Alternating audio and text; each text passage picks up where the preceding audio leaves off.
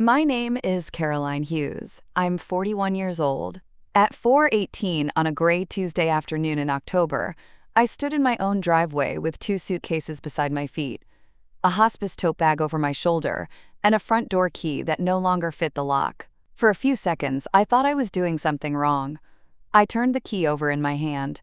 Brass, worn smooth near the teeth, the same key I had carried for 12 years. The same key that opened the blue front door on Whitcomb Lane, where I had planted lavender along the walkway, painted the guest bathroom twice, and held my husband through the night after his father died. I tried again. The key slid in halfway and stopped. Behind the door, a dog barked. We did not own a dog. Then a woman laughed. We did not have a woman in the house. My phone buzzed in my coat pocket. It was a text from my husband, Graham. Caroline, don't make this harder than it needs to be. I changed the locks. You can arrange a time to collect your things after you calm down. Madison is living here now. Please respect our privacy. I read it once. Then I looked up at the upstairs window. A young woman with long blonde hair stood behind my curtains, wearing my cream cardigan. My cardigan. The one my mother gave me the winter before her cancer returned. She saw me looking. She smiled, not kindly, not nervously, like she had been waiting for this moment and had rehearsed being chosen. I did not scream. I did not pound on the door. I did not throw my suitcase against the porch railing. I just stood there while cold rain darkened the shoulders of my coat and counted 7 seconds. What they didn't know was that I had spent the previous 3 nights beside my mother's hospital bed, with a folder in my tote bag containing the deed, the mortgage satisfaction letter, the prenuptial agreement, the restraining notice drafted by my attorney, and the sheriff's civil standby request already approved for that afternoon. I had not come home to beg. I had come home with witnesses. This is that story. Before I tell you how my husband learned that changing a lock does not change ownership, tell me where you are watching or listening from, and what time it is there. I always wonder who hears stories like this after everyone else in the house has gone quiet, and if you connect with stories about women who were betrayed, underestimated, locked out, and quietly took their power back. Like and subscribe to Ultimate Revenge. Some women do not break windows. Some women bring the sheriff. Graham and I lived in Ashford, Virginia, in a slate-gray colonial at the end of Whitcomb Lane, where the road curved toward a line of old oaks and the houses sat far enough apart for people to pretend they did not hear each other's arguments. The house had a blue front door, white trim, a brick chimney, and a screened porch facing the back garden. In spring, the porch smelled like damp wood and lilacs. In summer, cicadas sang so loudly in the trees that conversation had to pause around them. In fall, leaves gathered against the garage door in copper drifts. It was the kind of house people called settled, as if walls could absorb loyalty. I bought it before I married Graham. That detail matters. At 32, after 10 years as a commercial litigation paralegal and 2 promotions that came with titles but not enough thanks, I used my savings, a small inheritance from my grandmother, and a loan I had qualified for alone to buy the house on Whitcomb Lane. It was not glamorous then. The kitchen had brown tile, the upstairs hallway smelled faintly of old carpet, and the backyard was more weeds than lawn. But it was mine. The day I closed, my mother, Elaine Porter, handed me a silver keychain shaped like a little house. Never apologize for having a door with your name behind it, she said. That keychain became the object I carried through everything. It was small, polished, and slightly too sentimental for my usual taste. I kept it anyway because my mother had a way of wrapping warnings in gifts. 2 years later, I met Graham Hughes at a legal fundraiser downtown. He was 36, a financial consultant with a sharp navy suit, a careful haircut, and a voice that made ordinary things sound planned. He asked what I did, and when I told him I was a paralegal, he said, "So you're the one who keeps the lawyers from embarrassing themselves." It was a good line. I laughed. That was how many bad decisions begin. With a good line. Graham was charming in rooms where charm had value. He remembered names. He held doors. He made my mother laugh. He complimented my house in the way men sometimes compliment things they are already imagining controlling. "This place has good bones," he said the first time he visited. "It does. I'd modernize the kitchen. I will eventually." He smiled. We will. I noticed the correction. I ignored it. We married 18 months later, in May, in the garden behind the house. My mother wore lavender. Graham's best man made a speech about how Graham had finally found a woman organized enough to handle him. Everyone laughed. I laughed too, though even then, a small part of me heard the warning. Before the wedding, my attorney, Denise Caldwell, insisted on a prenuptial agreement, not because I expected divorce. Because I had spent enough years reading legal files to know that love does not prevent paperwork from mattering. The agreement was simple. The house on Whitcomb Lane was my separate premarital property. Graham waived any ownership interest in it unless I voluntarily added his name to the deed, which I never did. He could contribute to household expenses, improvements, or maintenance, but those contributions would not create equity rights. In the event of separation, he would vacate upon written notice under the terms of the agreement. Graham signed it 2 weeks before the wedding. He joked about it over dinner. "Caroline is making sure I don't run off with the porch." I smiled. Denise did not. She slid the pen toward him and said, "People rarely run off with porches, Mr. Hughes. They try to stay in houses that are not theirs." He laughed because he thought she was being dramatic. Years later, I would remember her face. For the first few years, our marriage looked stable enough to fool even me. Graham moved in with walnut bookshelves, 2 expensive lamps, and a coffee machine that sounded like farm equipment. He was attentive at first. He made weekend omelets. He learned which side of the bed I liked. He sent flowers to my office after difficult trials. He called my mother Elaine, the queen of common sense. My mother liked him with caution. That was her way. He smiles with his mouth first. She told me once while helping me prune the roses. What does that mean? It means watch his eyes. I rolled mine. I'm happy, Mom. I know, she said. I'm not asking you to be unhappy. I'm asking you to stay awake. The hierarchy in Graham's world formed quietly. At first, he admired my competence. Then he relied on it. Then he resented it. I paid the property taxes because they were in my name. I handled the insurance because I knew the policy. I scheduled repairs because Graham didn't have time to sit on hold. I hosted his clients because he said the house impressed people. I remembered his mother's birthday, his boss's wife's dietary restrictions, his nephew's graduation, and the deadline for renewing his professional license. In return, Graham began calling me intense. Not in public at first. In public, he said, "Caroline is incredible. She thinks of everything." At home, he said, "You don't have to manage every detail." But when I stopped managing one, he asked why things fell apart. The first example I should have taken seriously happened 5 years into the marriage, during a dinner party for Graham's clients. I had cooked for 10 people after working a full day, set the table with linen napkins, and chilled the wine exactly as Graham requested. During dessert, one client complimented the house. Graham leaned back and said, "It was a wreck when we bought it. I had a vision."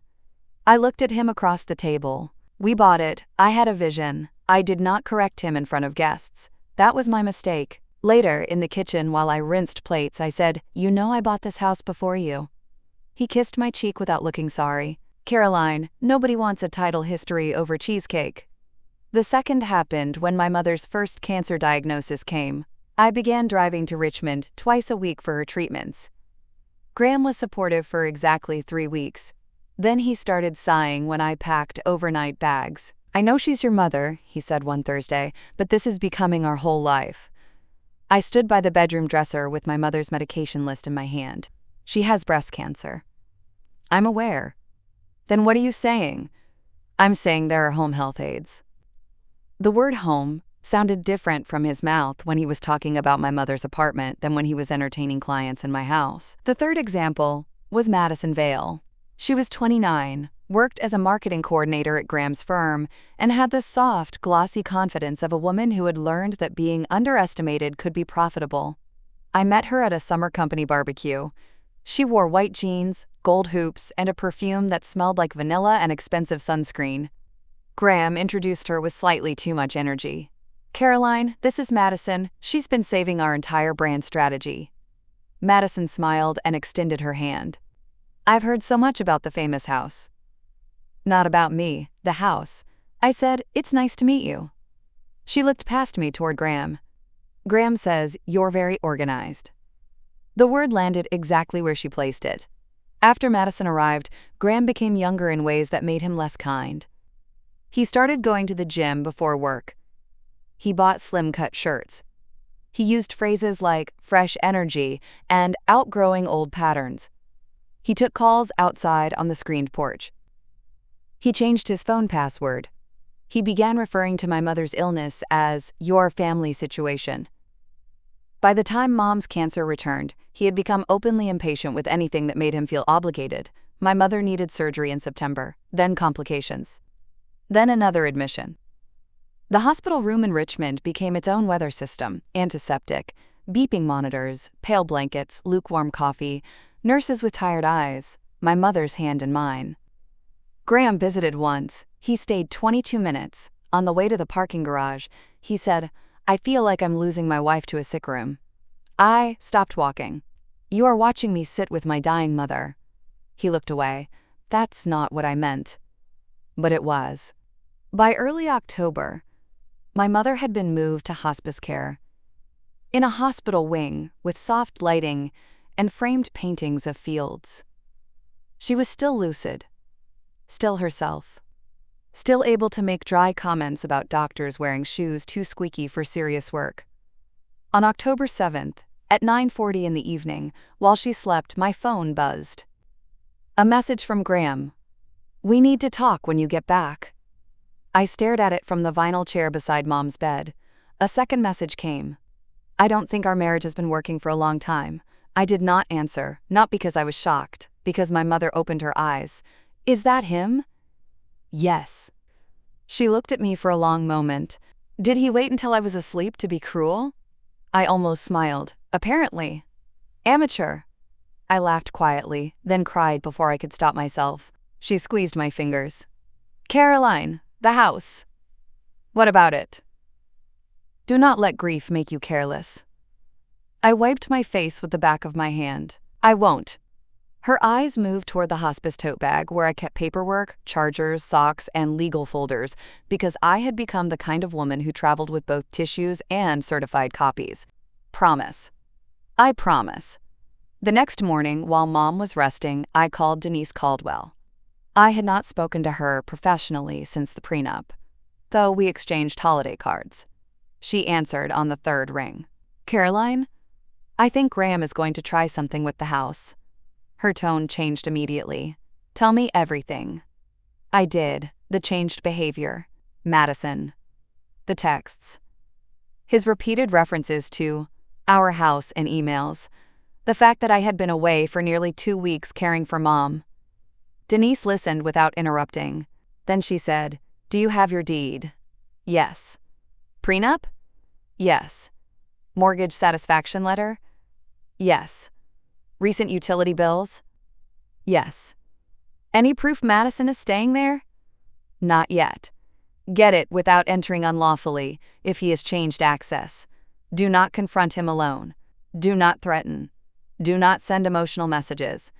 If you come home and the locks are changed, call me before you do anything."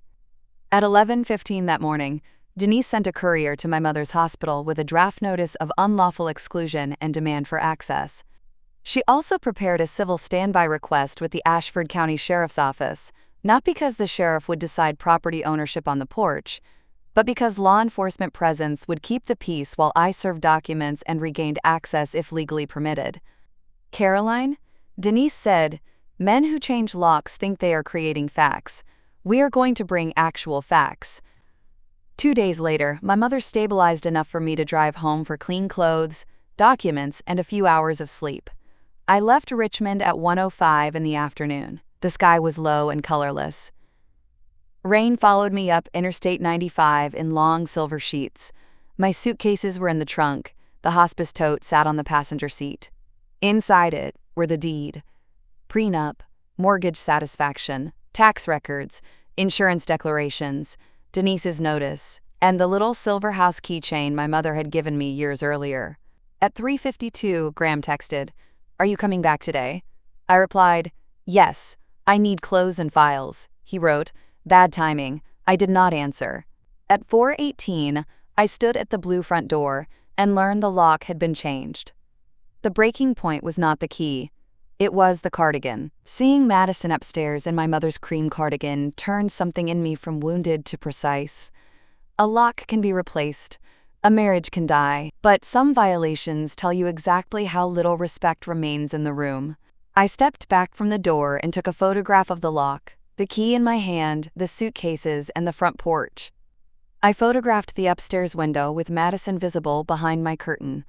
I screenshotted Graham's text about changing the locks and Madison living there. Then I called Denise. "Do not leave," she said. "I won't."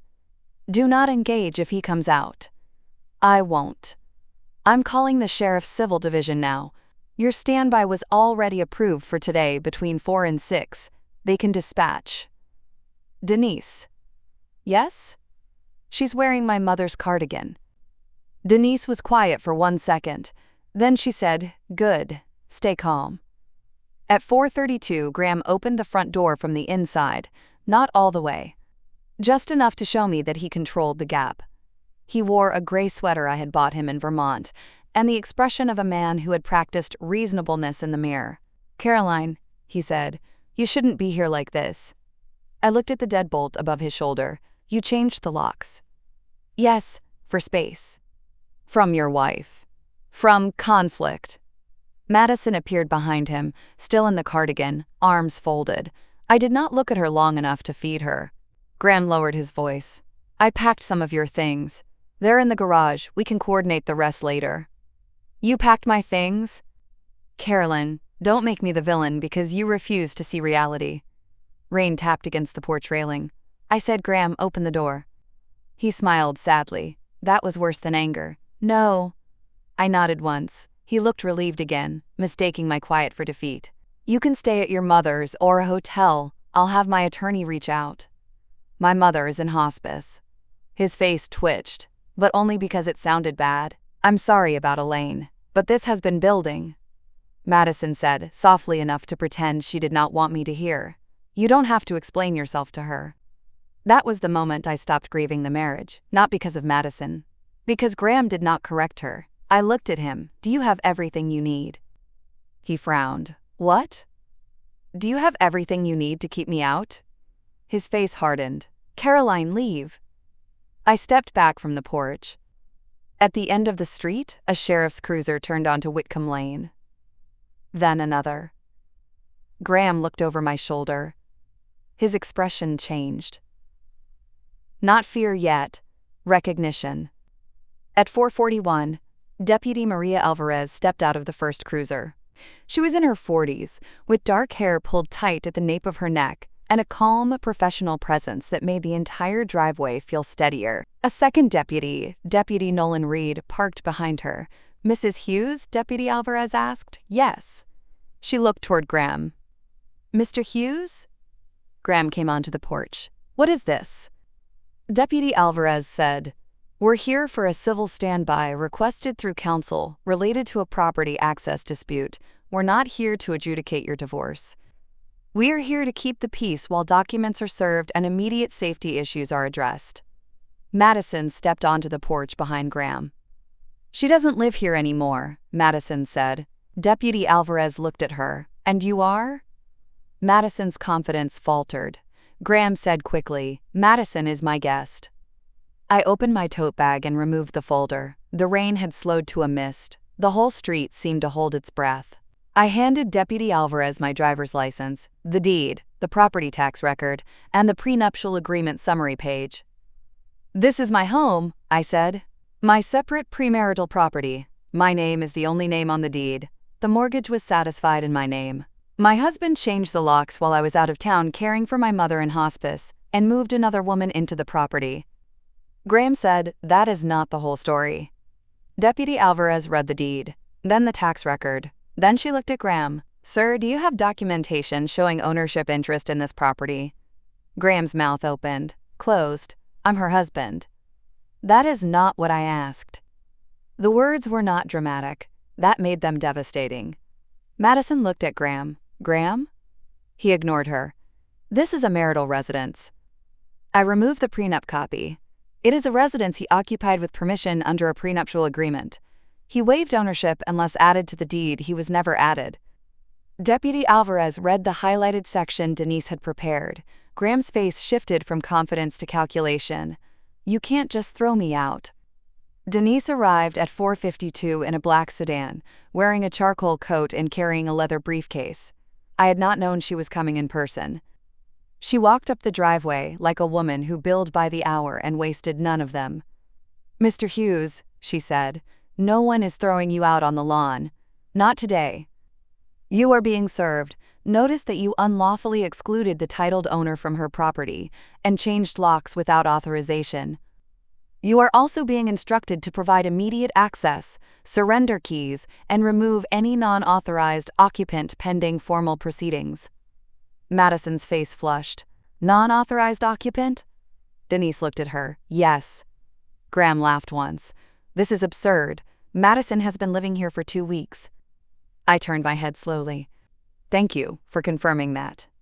The porch went silent. Denise made a note. Deputy Reed looked down at his pad. Madison realized too late that Graham's attempt to sound established had made the timeline worse.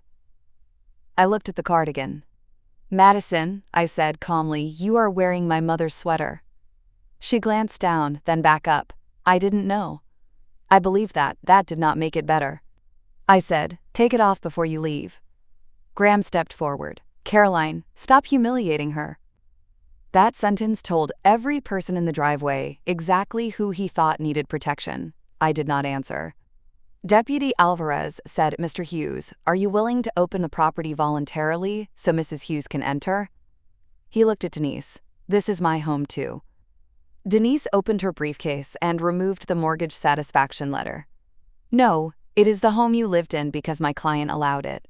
The distinction was signed by you before a notary on May 3rd, 12 years ago." She held up the prenuptial agreement. "Your initials are on every page." The rain stopped. A neighbor across the street, Mrs. Bellamy, stood behind her storm door pretending not to watch. The mailman had slowed his truck near the curb. A dog barked somewhere 2 houses down. Ordinary life continued around the collapse of Graham's lie, which somehow made it feel more final. Graham looked at me. For the first time that day, his eyes asked for privacy.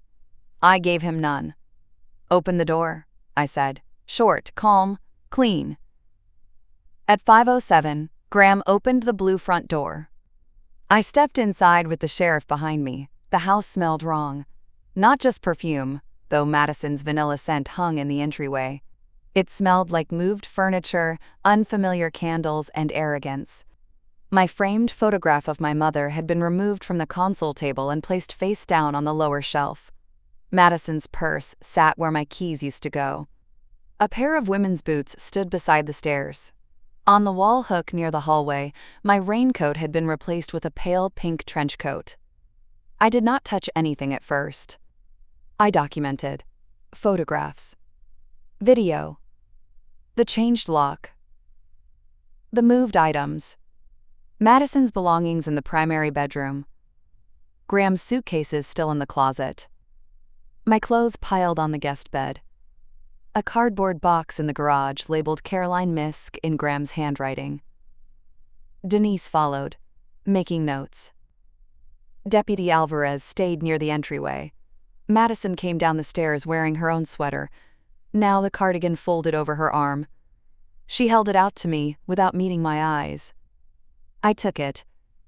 It smelled like her perfume. My hand tightened once, then released. Graham watched me from the living room. "This didn't have to be hostile," he said. I looked around the house. "No," I said. "It had to be documented." That evening, after Madison left with 2 suitcases and a humiliated silence, Graham was permitted to remove personal necessities under deputy supervision.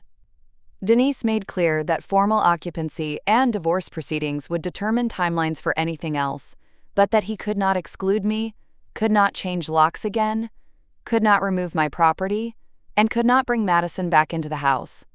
At 6:13, Graham stood in the foyer holding a duffel bag. "You really brought cops to our house."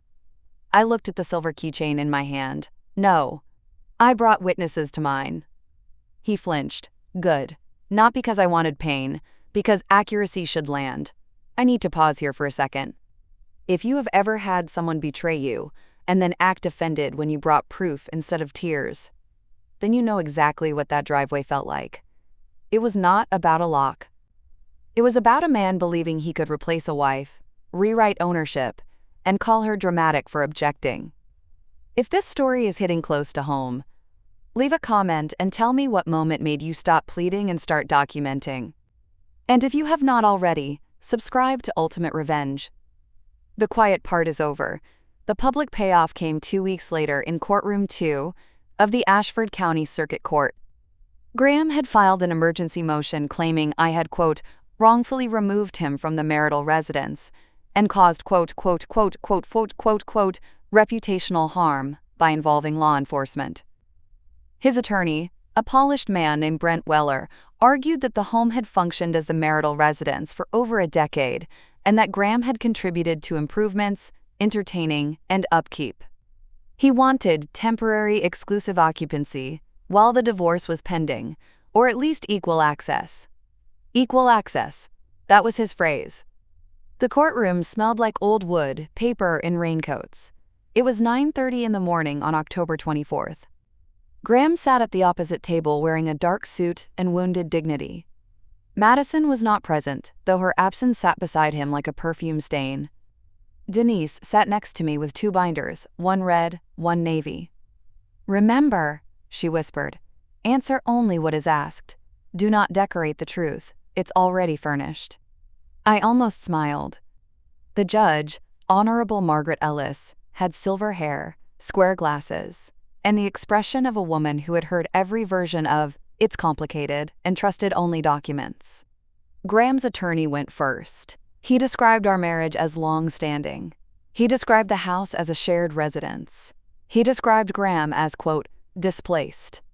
He said I had, quote, escalated a domestic disagreement into a law enforcement event.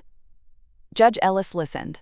Then Denise stood. "Your Honor, this was not a domestic disagreement. This was an unlawful lockout of the titled property owner while she was caring for her terminally ill mother." The room quieted. Denise placed the deed into evidence. Caroline Hughes purchased the home at 14 Whitcomb Lane 2 years before the marriage. Her name is the only name on the deed. She placed the mortgage satisfaction letter beside it. The mortgage was satisfied in her name. She placed the prenuptial agreement on top. Graham Hughes signed a prenuptial agreement expressly waiving ownership interest unless he was added to title. He was never added to title. Brent Weller stood. "Your Honor, contributions to the home over 12 years." Judge Ellis lifted one hand. "Counsel, I will review contributions for equitable claims if properly raised.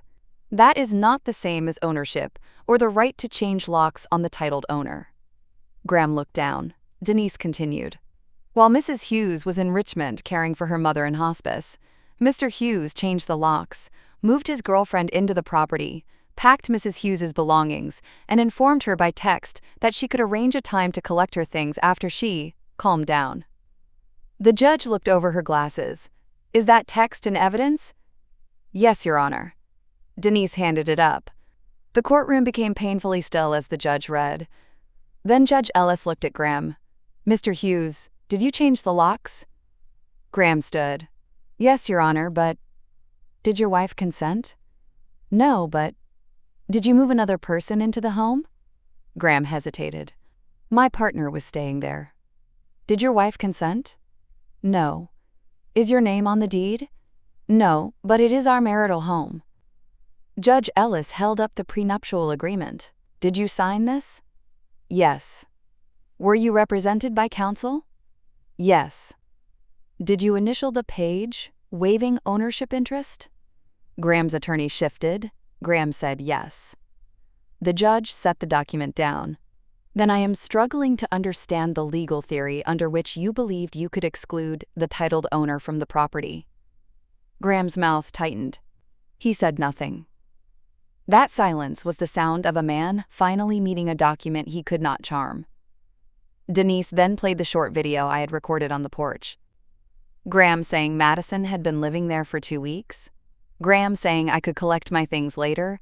Madison saying I did not live there anymore. Deputy Alvarez asking for proof of ownership. Graham saying I'm her husband. The courtroom did not gasp. Courtrooms rarely do. But the air changed. Judge Ellis watched without expression until the clip ended. Then she asked one question.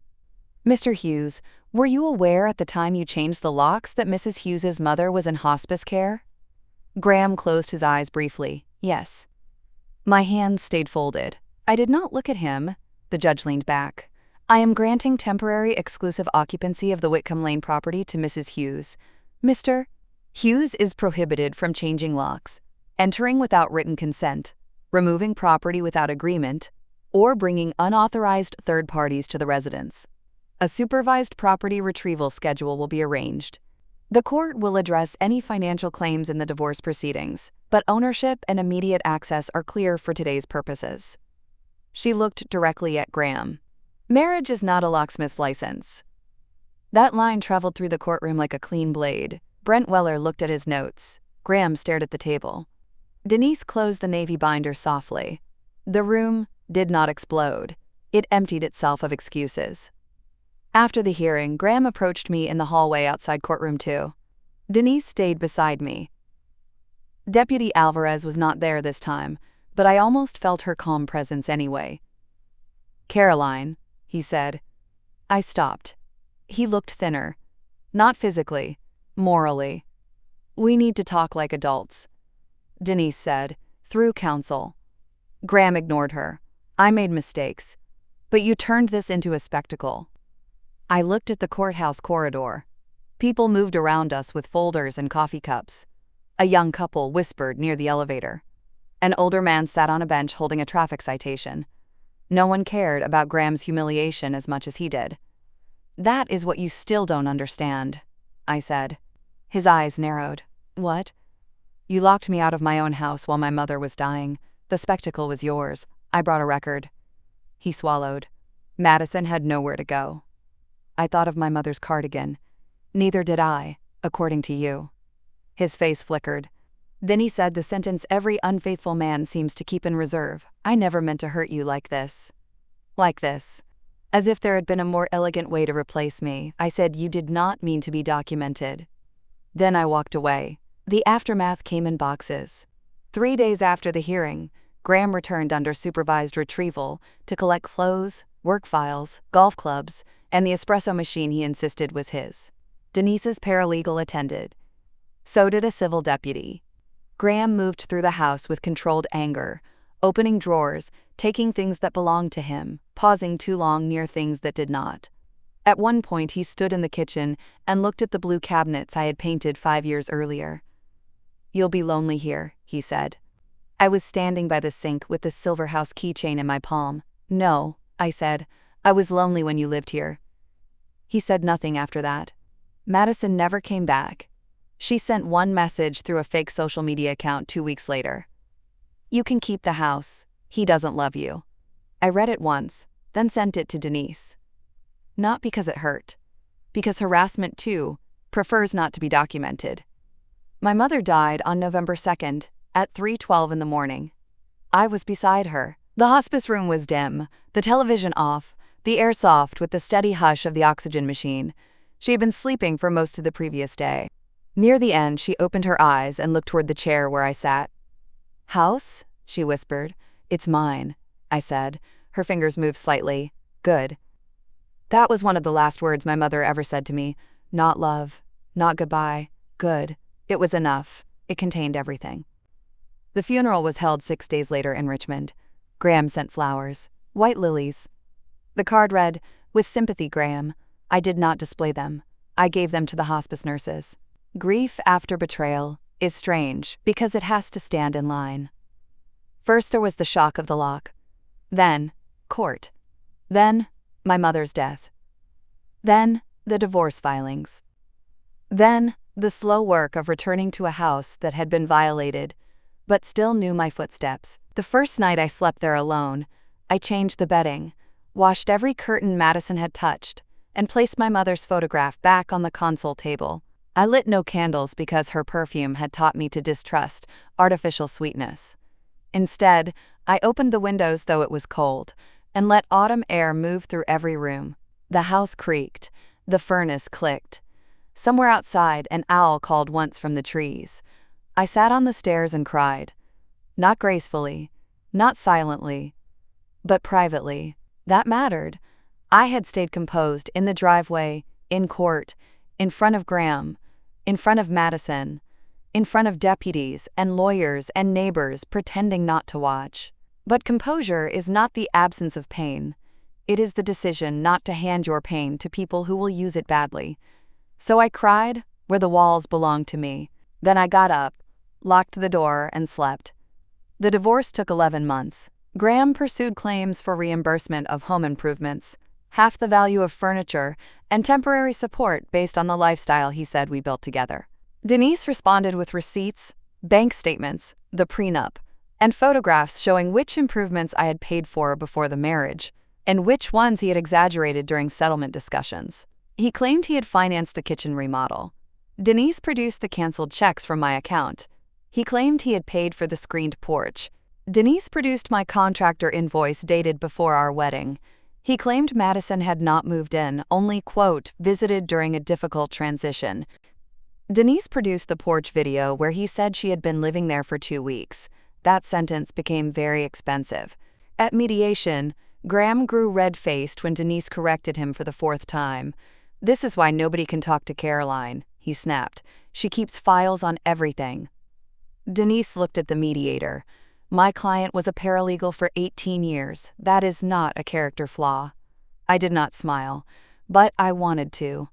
In the final settlement, Graham received what the law and the agreement allowed, not what his entitlement requested. He kept his retirement accounts. I kept mine. Household items were divided. He received no ownership interest in Whitcomb Lane. He waived further claims related to the property in exchange for a modest reimbursement for documented contributions to appliances and landscaping, amounts Denise verified down to the dollar. The house remained mine, the blue door remained mine, the locks, now changed properly by the owner, remained mine.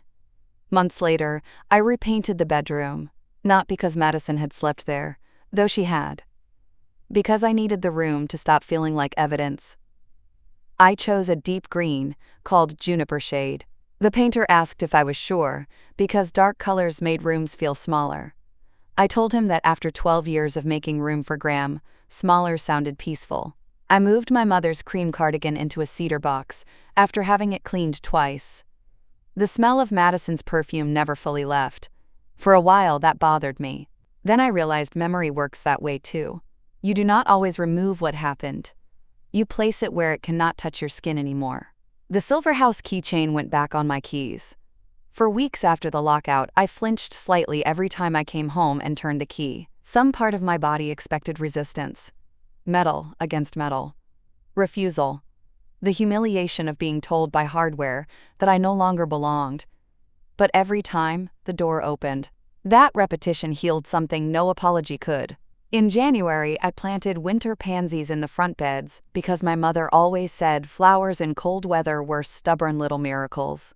Mrs. Bellamy from across the street came over with pruning shears and gossip she pretended was concern. "I saw the sheriff that day," she said. "I know. Awful business." "Yes." She clipped a dead lavender stem. "I always thought he smiled too much." I looked at her. My mother said something similar. "Smart woman." She was. Mrs. Bellamy hesitated. "For what it's worth, you looked very calm." I pressed soil around the pansies. "I wasn't." "No," she said, "but you looked like you knew who owned the ground under your feet."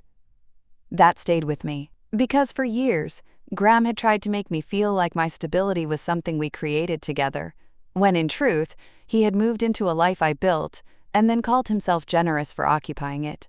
That is not partnership. That is colonization with throw pillows. I began hosting Sunday dinners again in the spring. Not for Graham's clients, not for people I needed to impress. For my mother's sister, for 2 friends from work, for Denise once after the divorce finalized, and for myself. I cooked simple food. Roast chicken, potatoes, green beans, peach cobbler. From my mother's recipe card. The first time I set the table for people who loved me without needing my house as a backdrop, I noticed how quiet the dining room felt. Not empty, quiet. There is a difference. One evening, Denise stood near the blue front door after dinner, putting on her coat. "You know," she said, "your prenup was one of the cleaner ones I've ever written." I remember Graham joking about running off with the porch. She smiled. I remember telling him people try to stay in houses that are not theirs. "You were right. I usually am." We laughed. Then she touched the doorframe lightly. "You did well, Caroline." I looked down at the silver keychain. I don't feel like someone who did well. What do you feel like? Tired. That counts. She was right. Tired counted. Surviving counted. Having documents counted. Calling the sheriff counted. Not falling apart in the driveway counted. Falling apart later, on my own stairs, counted too. Strength, I learned, is not one mood. It is a sequence of choices made while your hands are shaking. Graham married Madison 18 months after our divorce. I found out from a mutual acquaintance who said it with the cautious tone people use when delivering news they hope will hurt politely. I said, "I hope they both have good paperwork." The acquaintance blinked. I changed the subject. "I do not know whether Graham tells people I took the house from him. I suspect he does. Men like him need theft to explain why possession ended. He probably says I was cold. He probably says I involved police. He probably says the divorce got ugly because I wanted to win. Let him. The deed says what it says. The prenup says what it says. The court order says what it says." And the blue door opens to my key. On the first anniversary of my mother's death, I drove to Richmond, brought flowers to her grave, and sat on the grass with a cup of coffee. The cemetery was quiet, except for leaf blowers in the distance. I told her about the house. The pansies. The green bedroom. The Sunday dinners. The way I no longer apologized for locking the door behind me. Then I placed the silver house keychain against her headstone for a moment. "You were right," I said. I could almost hear her. Of course I was. When I got home that evening, the sun was setting behind Whitcomb Lane. The blue front door glowed softly in the amber light. For the first time in a long time, I did not think about Graham when I saw it. I thought about my 32-year-old self standing there with a closing folder, terrified and proud. I thought about my mother handing me the keychain. I thought about Denise highlighting the prenup. I thought about Deputy Alvarez reading the deed in the rain. I thought about every woman who has been told that love means leaving herself unsecured. It does not. Love can share a home. It should never require you to erase your name from it. My husband changed the locks while I was visiting my sick mother. He moved his girlfriend into my house. He expected tears. I came back with the sheriff. And when he said, "This is my home too," I let the documents answer him. Thank you for staying with me through this story. I know some betrayals are not only emotional. They are logistical. They happen in locks, leases, bank accounts, passwords, closets, and the quiet rearranging of a woman's life while she is too busy caring for someone else to defend herself. If this story reached you, I hope you remember that preparation is not paranoia. Paperwork is not bitterness. And a woman who brings proof is not being dramatic. She is done being erased. Subscribe to Ultimate Revenge for more stories about quiet women, family betrayal, silent comebacks, and the kind of truth that shows up with witnesses. So tell me, if someone changed the locks on a life you built and expected you to beg from the porch, would you cry at the door? Or would you come back with the deed, the sheriff, and every document they forgot existed?